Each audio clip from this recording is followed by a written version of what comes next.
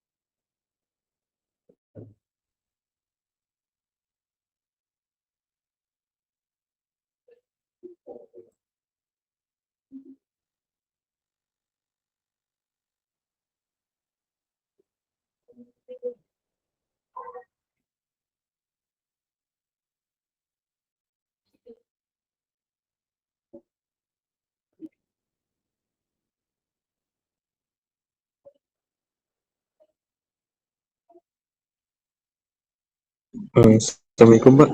Maaf Pak, kalau misalnya Ya, pocketnya nggak bisa gimana ya Pak? ya nanti dilihat dari record Gmeet atau absen manual. Oh, baik Pak, terima kasih Pak. Ya,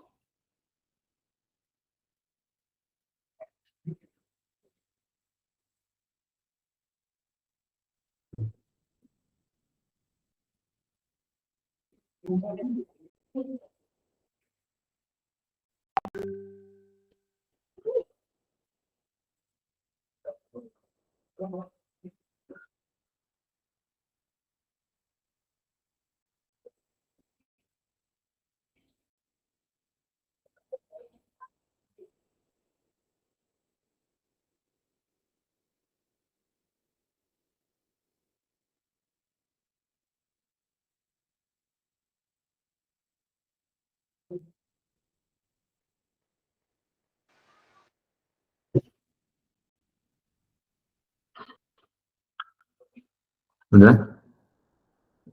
sanksinya.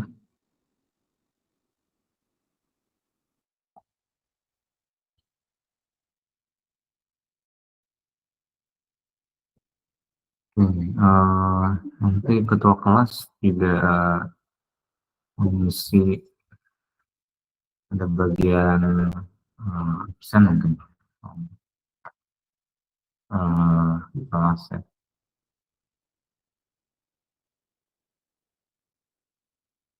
Siapa ya?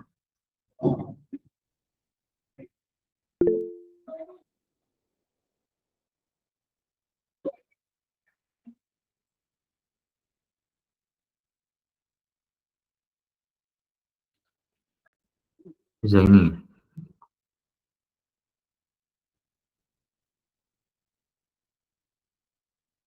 Oke. Nanti diisi ya.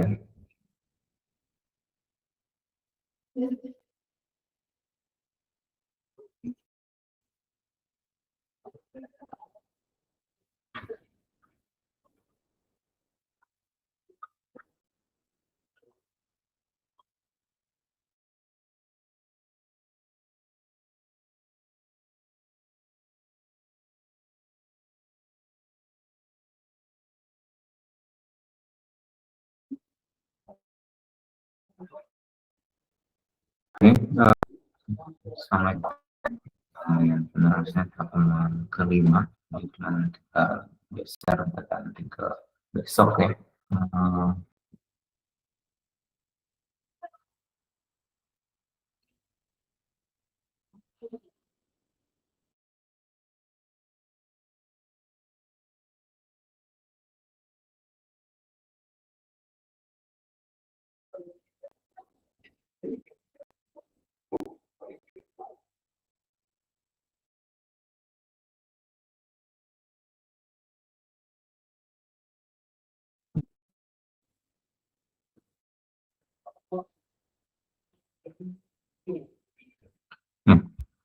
Eh, kita akan membahas beberapa metode yang umum dalam pecahkan beberapa permasalahan terkait dengan ya dalam metode-metode di terminologi makro.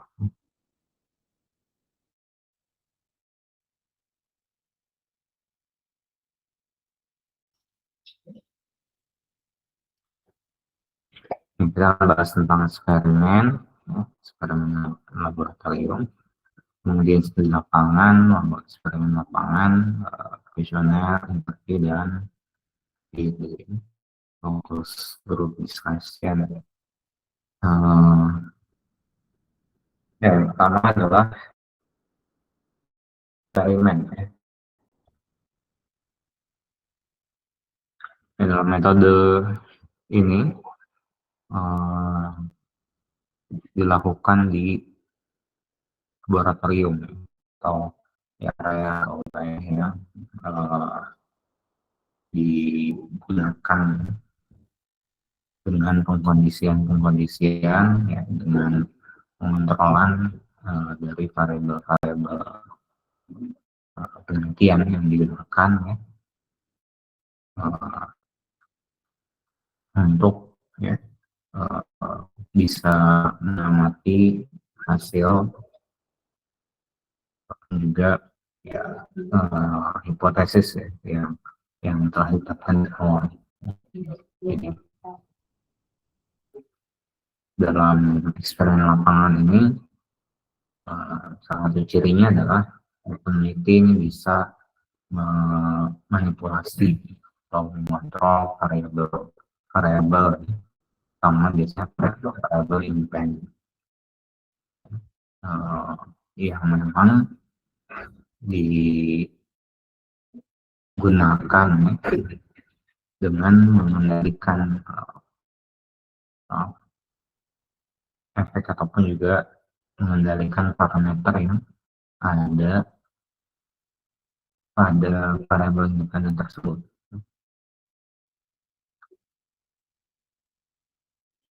Ataupun juga dalam eksperimen lapangan kita bisa menentukan ya, variabel yang kita kontrol atau variabel yang memang dibebaskan ya, variabel ya yang tidak dimasukkan sebagai parameter dalam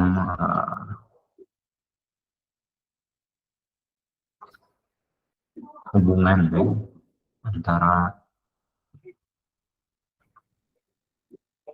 variabel independen dan variabel dependen.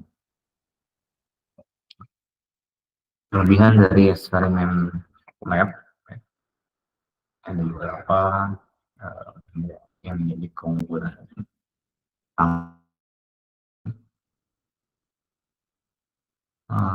Sepenuhnya siap ya, untuk melakukan pengamatan yang akurat, karena penetapan ataupun juga penentuan variabel yang dilibatkan itu sudah berdasarkan dari ya, berbagai literatur ataupun juga ya, berdasarkan kebutuhan dari penelitian. Ketika ada ya, variabel yang dianggap ya tidak signifikan mempengaruhi ataupun juga variabel yang sulit untuk dikontrol, maka itu tidak menjadi variabel yang diikutkan dalam penelitian.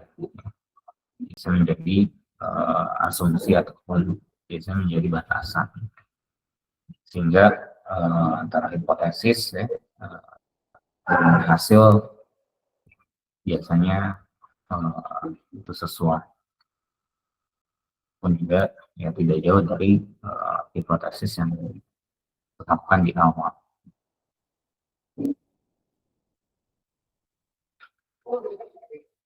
Kemudian yang kedua, peneliti dapat mengulangi pengamatan dalam kondisi yang sama, sehingga bisa dilihat ya, hasilnya menghasilkan hubungan ataupun juga reaksi yang sama atau tidak.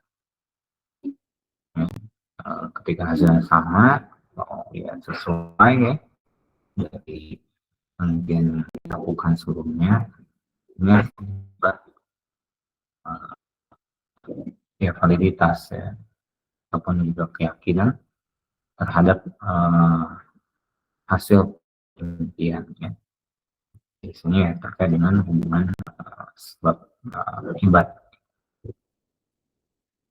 Kemudian yang ketiga, dengan proses pada eksperimen laboratorium ini memungkinkan penelitian lain, peneliti lain itu bisa menduplikasi penelitian. Kemudian ketika ingin memberikan intervensi yang berbeda atau menambahkan variabel lain, penelitian tersebut bisa menambah kesanan terhadap hasil penelitian, dan juga bisa ya sebagai perbandingan peneliti yang sebelumnya, penelitian yang lain ya, telah diberikan intervensi yang berbeda.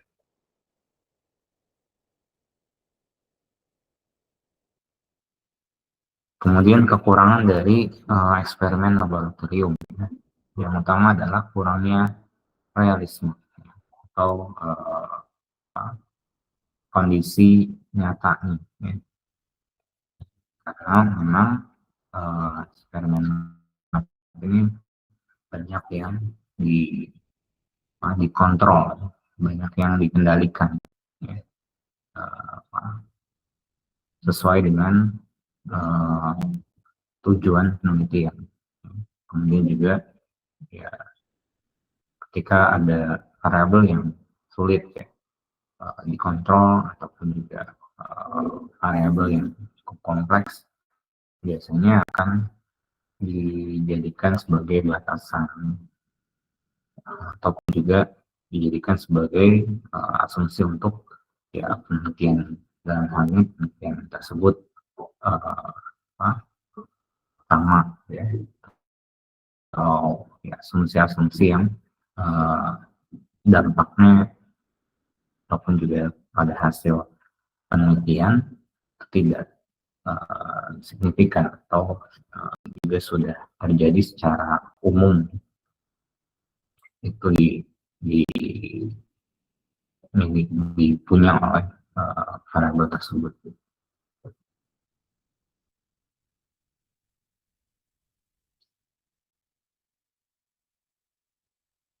Ya, karena ya terjadi isolasi ya dalam eksperimen lab, karena memang semuanya dikontrol, dikendalikan dalam kondisi lab.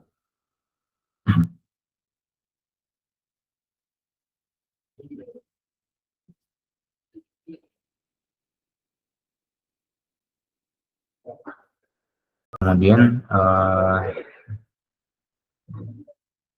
subjek ya, dari penelitian, atau dalam ini misalkan partisipan, responden atau partisipan,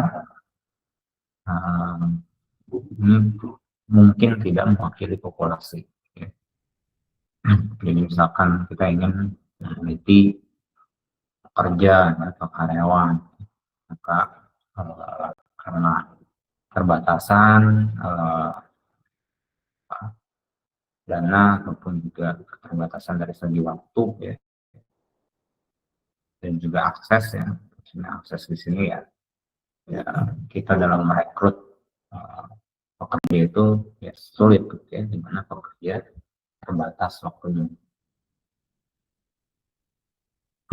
Mereka harus bekerja, kemudian juga yang tersisa ya hanya weekend misalnya, pun juga tidak bersedia ya. Itu harus membutuhkan biaya ya, untuk memberikan kompensasi ketika dilibatkan dalam penelitian. Nah, dalam eksperimen lab ini biasanya dicari ya, dalam subjek penelitian ini yang kira-kira bisa mewakili ya. Misalkan kalau targetnya adalah pekerja yang diwakili dengan mahasiswa ya tahun kedua atau siswa tahun 3-4 ya. Sehingga ya cukup mirip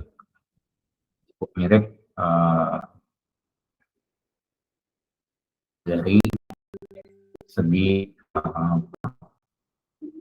karakter dengan subjek aslinya ya. Ya, dalam penelitian-penelitian eksperimen memang umumnya seperti itu. Penelitian terkait misalkan transportasi pengemudi yang biasa digunakan yang mirip yaitu kita menyamakan dari segi karakteristiknya, ya, umurnya, kemudian lama waktu dia sudah memiliki lisensi mengemudi, ya, atau SIM, lalu juga dari segi intensitas, ya, dalam berkendara. Nah, itu dicari yang mirip. Karena kalau misalkan mengambil supir atau driver asli, ya, dari segi kompensasi juga mungkin tidak menarik, karena misalkan penelitian dilakukan cukup waktu dan harus melakukan intervensi ataupun juga perlakuan ya rumit. Ya, dan ini biasanya dicari subjek yang bisa ya hampir mirip lah.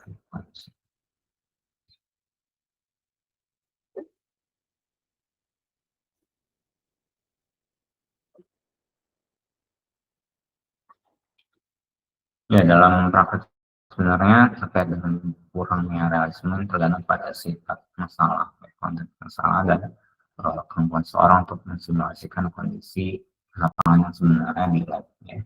Jadi ya tergantung permasalahan yang dicari solusinya, ya. Kemudian itu disimulasikan pada lab, ya. Apakah bisa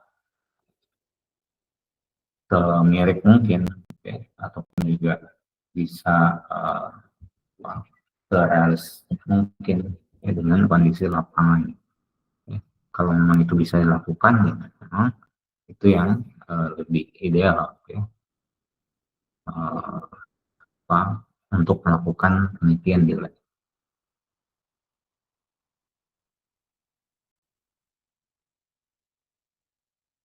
Ya, dalam aplikasi makroergonomi biasanya dicoba, ya, simulasikan lingkungan sistem kerja sebenarnya di laboratorium, yang memungkinkan untuk secara sistematis manipulasi baik sistem kerja atau variabel sosioteknik yang menarik, seperti yang kompleksitas, sentralisasi, juga formalisasi.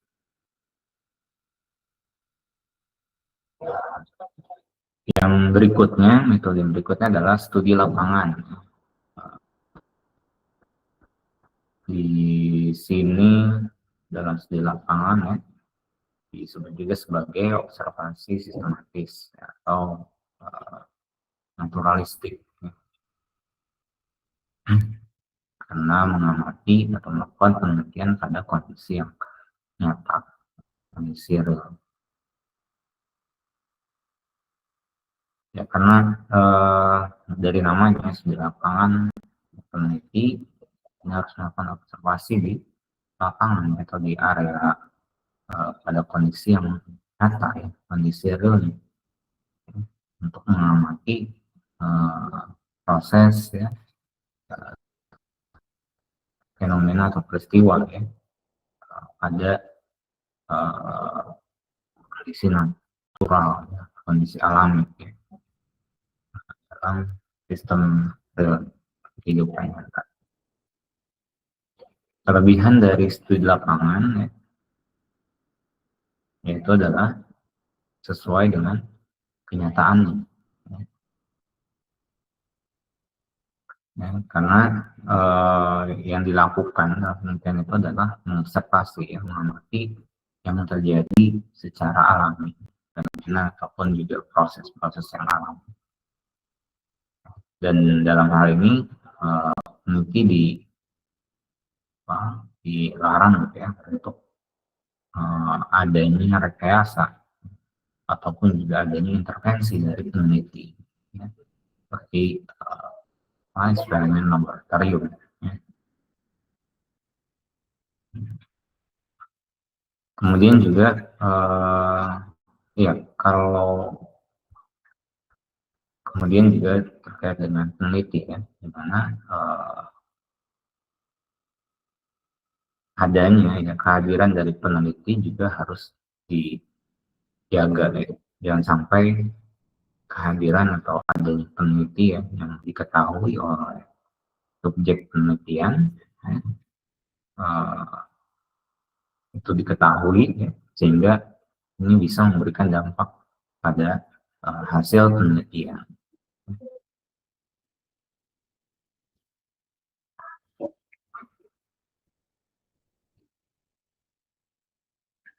Ya, misalkan ingin mengetahui, ya, budaya kerja, ya, terkait misalkan masalah mikroergonomi, bagaimana pekerjaan, ya, melakukan pekerjaan manual material handling. Ya. Di sini ketika peneliti melakukan penelitian, ya, sebagai observer, maka ketika menggunakan metode di lapangan, peneliti tidak boleh, ya, diketahui, tidak boleh diketahui para pekerja yang bertindak sebagai objek dari penelitian, karena hal itu bisa merubah, ya, persepsi orang itu mengerjakan pekerjaan manual handlingnya berbeda, ya, karena ya tahu gitu, misalkan ada orang asing atau ada orang yang tidak biasa di area kerja, itu akan menimbulkan persepsi, ya, untuk memperbaiki kinerja, memperbaiki cara kerja. Nah, itu kenapa ya peneliti, ya, sebagai peneliti ini memang dihindari untuk berada di area penelitian, sehingga tidak secara langsung atau secara tidak langsung mengganggu proses alami di kondisi real.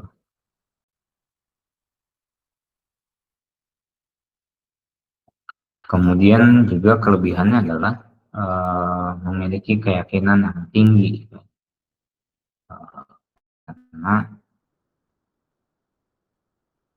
hasil yang dibangun ini adalah dari kondisi nyata, ya, kondisi real, sehingga ketika diimplementasikan, ya, perbaikan atau improvement, ya, itu bisa validasinya lebih baik, gitu, ya. Karena memang ya sudah dilakukan, ya, sudah dikerjakan pada kondisi yang real, ya. Kemudian kekurangannya dalam studi lapangan, ya. Ada dua. Yang pertama, ya peneliti harus menunggu hal yang ingin prestasi peneliti itu terjadi secara alami. Jadi secara waktu, ya, sumber daya, ya, itu lebih tidak efisien,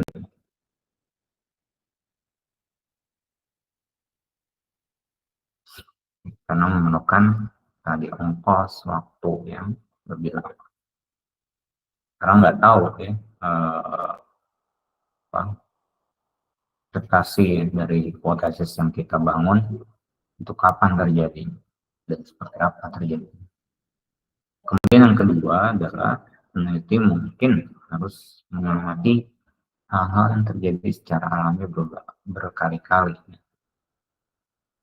dalam berbagai kondisi, di mana pada kondisi real itu ada ya variabel-variabel asing atau variabel-variabel yang tidak diharapkan uh, ada pada sistem real tersebut, sehingga harus ya menunggu variabel itu ya tidak memberikan dampak atau memberikan pengaruh.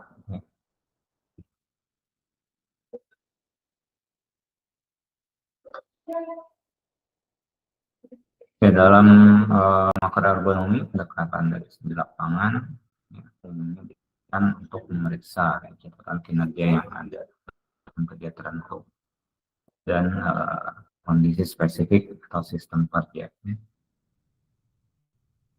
Kemudian melalui pendekatan ini juga dimungkinkan untuk mengidentifikasi hal yang salah dari desain sistem kerja.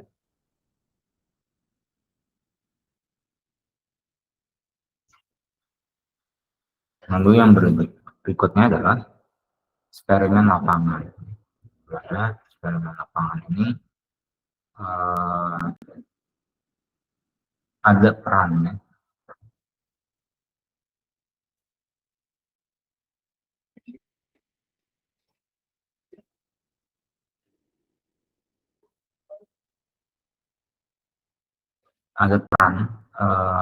dari expert ya, ergonomi makro yang bertindak sebagai ya memberikan intervensi terhadap kondisi di lapangan, kondisi real di lapangan. Kemudian karena namanya adalah eksperimen ya, eksperimen tapi di lapangan, maka ada pengontrolan terhadap variabel yang dipilih untuk dimanipulasi atau direkayasa ya. Karena sesuai dari tujuan penelitian variabelnya yang dilibatkan ya itu direkayasa ya, dimanipulasi ya, sesuai dengan ya pengendalian ya, untuk hasil dari hipotesis yang sudah dibangun ketika merancang penelitian.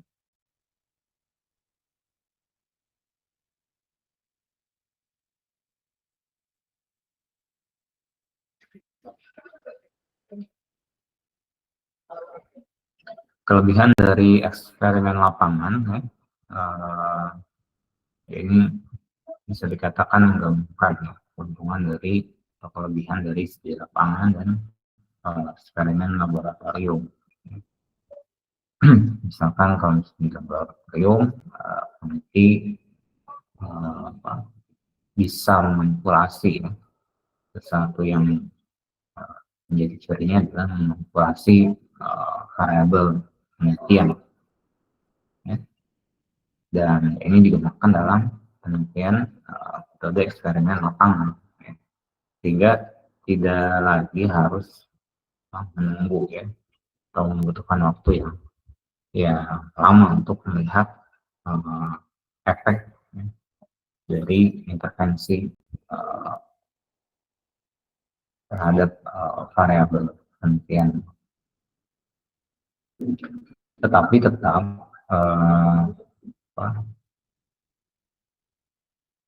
mengambil kelebihan atau keuntungan dari studi lapangan, itu kondisi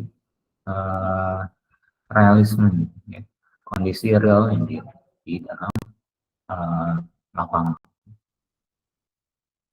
sehingga dalam eksperimen lapangan dia lebih efisien karena ada intervensi supaya mengakselerasi efek terhadap variabel ya, tapi tetap menjaga kondisi kondisi real penelitian.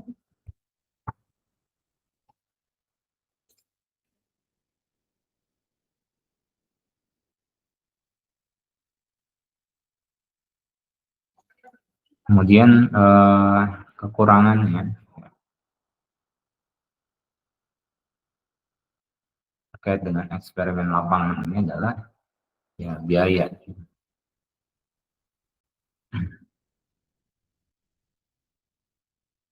Biaya yang digunakan juga ya bisa memiliki potensi mahal karena selain digunakan ataupun diaplikasikan pada sistem nyatanya, ya, kondisi nyatanya, ya terkait dengan intervensi juga yang membutuhkan biaya, cost.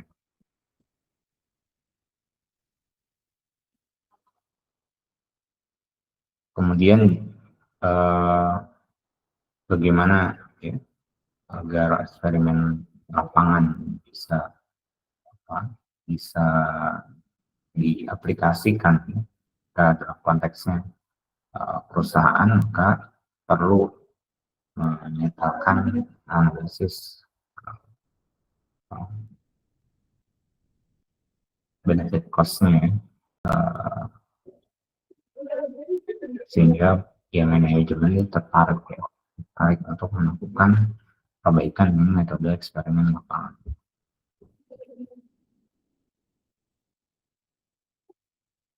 Ya, agar efektif eksperimen lapangan ini dilakukan sebagai tindak lanjut dari studi lapangan.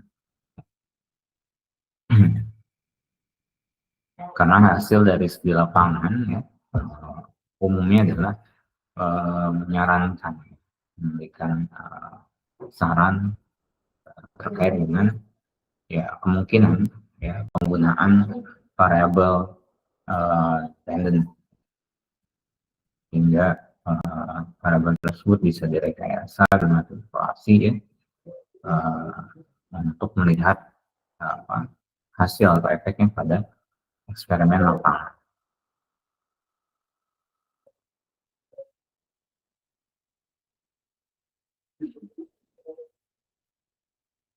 Kemudian juga eksperimen lapangan ya, nah biasanya juga ya, karena dilakukan di lapangan ya, di area kerja yang melibatkan pegawai atau karyawan, maka biasanya juga dikombinasikan dengan pendekatan ergonomi partisipatorik ya.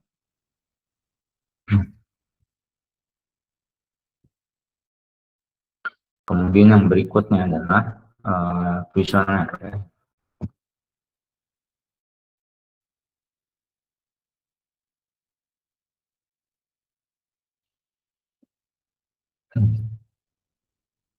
Ya, variasi dari survei kuesioner yang digunakan adalah feedback survei ya.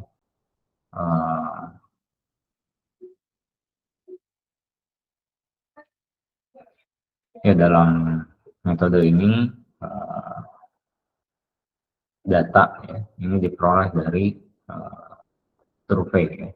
Survei yang diringkas kemudian dikelompokkan berdasarkan tingkat organisasi, departemen, proyek, dan lain-lain. Kemudian diberikan feedback ya ke unit organisasi individu.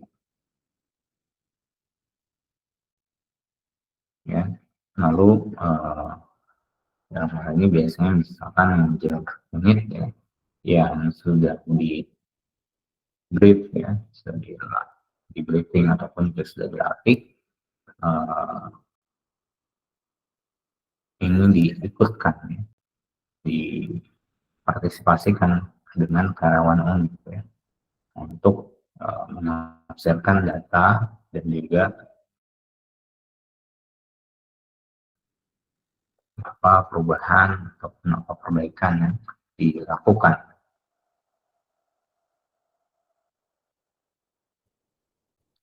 Ya, kelebihan dari kuesioner ini adalah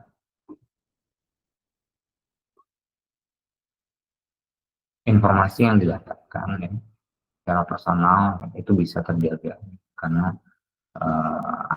sifatnya anonim dan rahasia.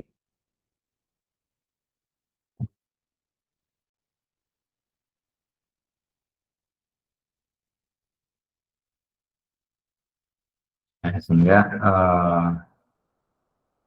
ya feedback dari kuesioner tersebut dari karyawan itu bisa terjaga ya. Sehingga apa yang dijawab ya, berikan respon dari karyawan itu bisa lebih bebas ya untuk mengungkapkan ya apa saran, apa perbaikan terhadap kondisi di organisasi atau perusahaan.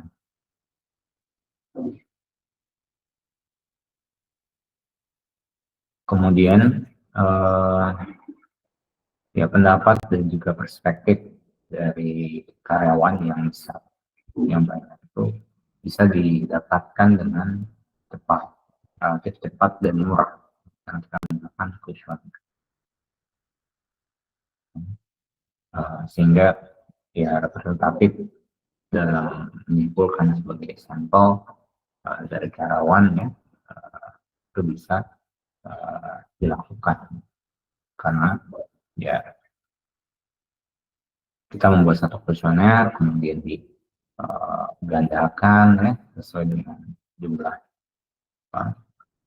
karyawan ya, atau dari feedback yang didapatkan dari kuesioner tersebut ini bisa didapatkan banyak informasinya banyak kemudian juga cepat ya tentunya lebih efisien.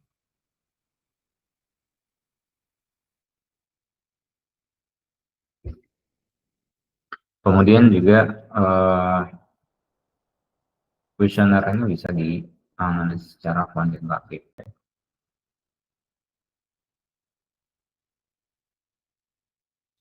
Dengan pengukuran yang walaupun tadi misalkan kuesioner itu bentuknya secara kualitatif ya, tapi ya dalam penerjemahannya, dalam analisisnya bisa juga diubah gitu ya, diubah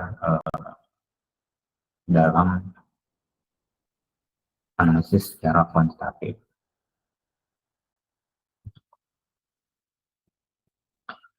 Kekurangannya ya, dari metode kuesioner ini adalah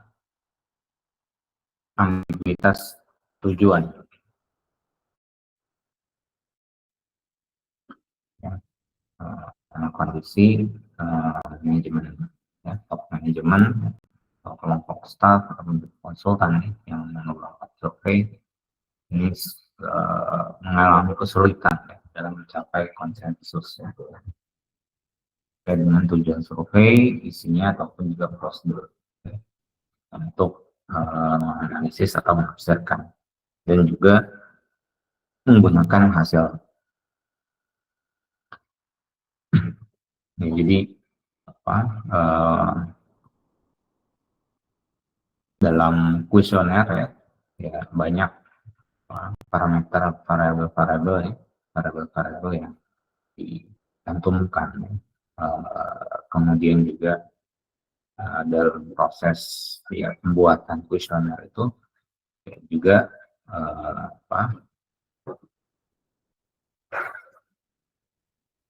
cukup sulit ya untuk menentukan variabel-variabel yang dimasukkan dalam kuesioner.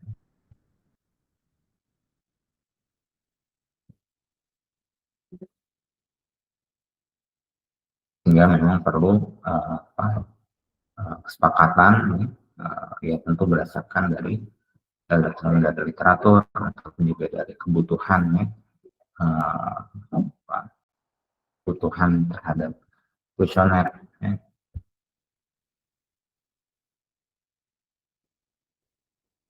Kemudian metode yang berikutnya adalah interview, di mana dalam metode ini ya, interview atau wawancara, ini dilakukan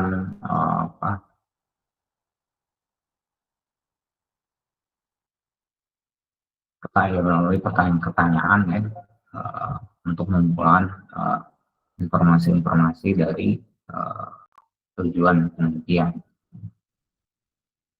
Biasanya dalam penelitian organisasi ya, pendekatan wawancara ini yang umum digunakan adalah survei wawancara semi struktur bertingkat, semi terstruktur bertingkat. Nah, di mana wawancara bertingkat ini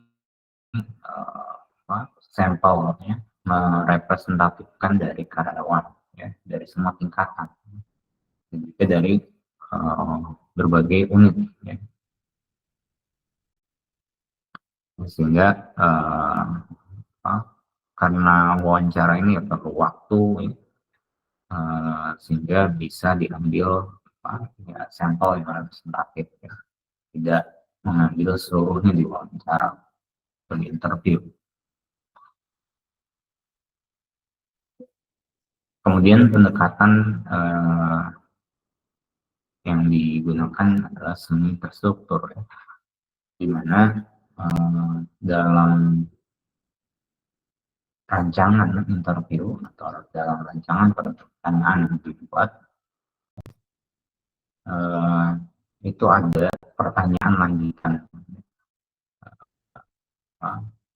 tergantung ya, dari respon atau tergantung dari jawaban di responden ya. Jadi ketika ya mungkin juga sudah pernah ya kalau berkait dengan ya, baik survei atau ya, kuesioner atau interview ya.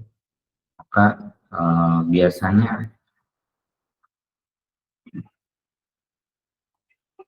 pewawancara itu akan membuat rancangan interview, rancangan pertanyaan itu punya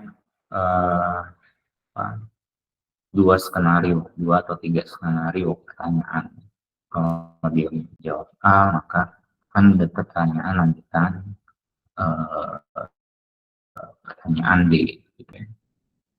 Dia menjawab B, maka akan ada lanjutan pertanyaan E. Kemudian kalau dia menjawab C, maka dia akan ada pertanyaan lanjutan F. Gitu ya. Atau jika ada pertanyaan kemudian jawabannya adalah C, ya maka interview dilanjutkan dengan pertanyaan yang lain ya. Itu juga bisa seperti itu ya, contohnya. Jadi tergantung respon ya, dari yang diwawancarai.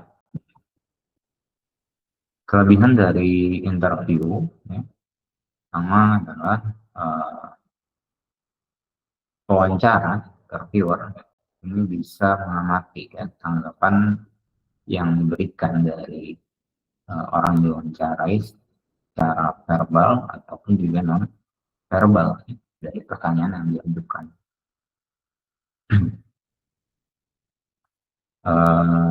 Dan ya biasanya respon secara non verbal juga bisa memberikan data yang lebih penting ya.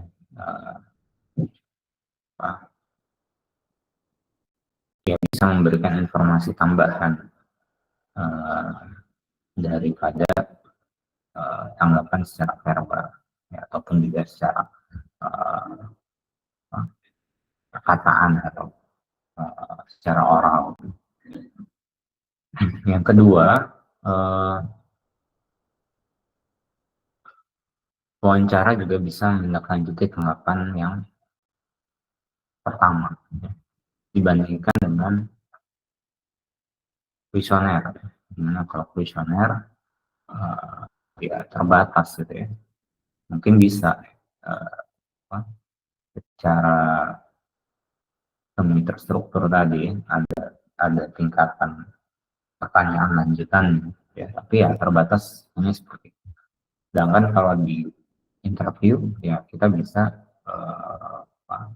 memastikan menanyakan lebih lanjut ya, lebih luas lagi ya, ataupun juga lebih spesifik lagi ya, untuk mengeksplorasi dari respon yang diberikan, sehingga lebih apa, lebih di dalam ya, dalam mengetahui tanggapan ataupun juga pandangan dari respon yang diberikan. Ya, kekurangan dalam interview terkait dengan waktu, biaya ya, karena ya kita harus melakukan sesi wawancara ya, one by one gitu ya.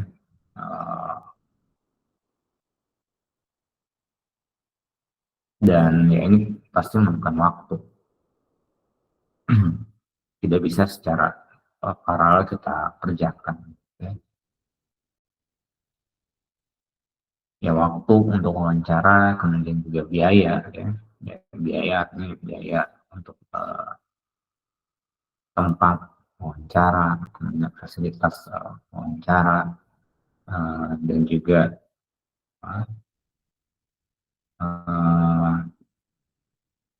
ya proses untuk pergi ya, berangkat ke tempat wawancara ya.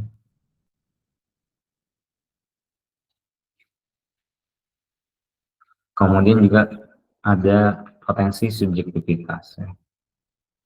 Di mana subjektivitas dari wawancara itu pasti sangat besar ya. Maka memang perlu dipilih gitu ya, dalam menggunakan metode interview ini ya memang wawancara yang ya netral gitu ya. Ya secara pengalaman itu juga bisa secara objektif ya, meminimalisir subjektivitas ini.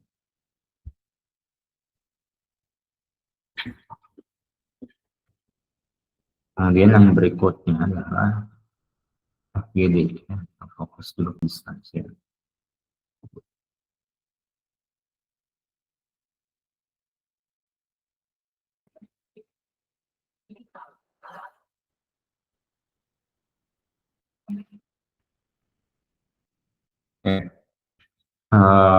Pendekatan dalam FGD ini atau focus group discussion ini yang melibatkan orang-orang ya, orang-orang untuk diwawancarai dalam satu biasanya dalam satu tempat gitu ya, dalam tempat yang sama ya, waktu yang sama ya, kemudian dibentuk sebagai grup ya, sebagai kelompok ya, untuk membahas ataupun juga mencari solusi ya, mencari pemecahan-pemecahan terhadap satu permasalahan, terhadap satu isu.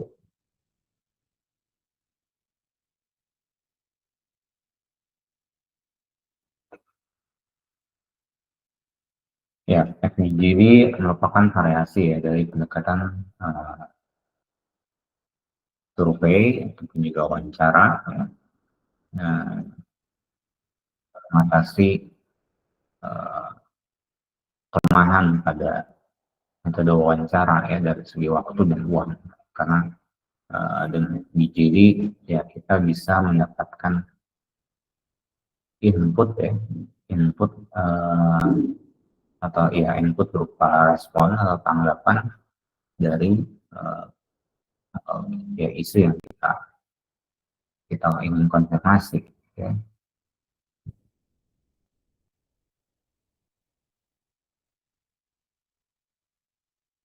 Kemudian juga mengambil kelebihan dari metode wawancara, di mana kita bisa mengeksplorasi respon ataupun juga tanggapan terhadap pertanyaan dirancang.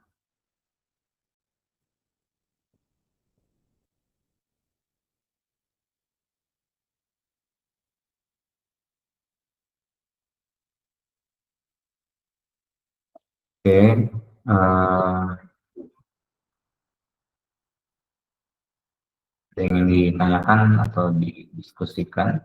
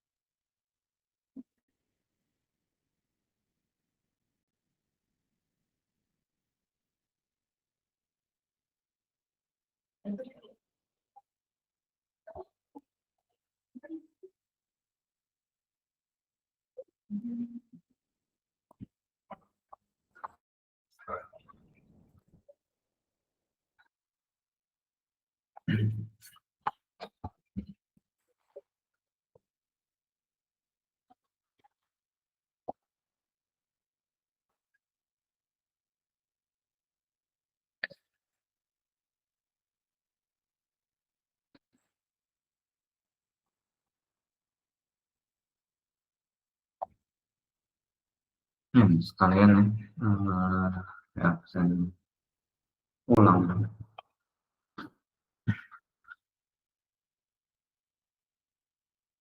Ahmad Ghazali,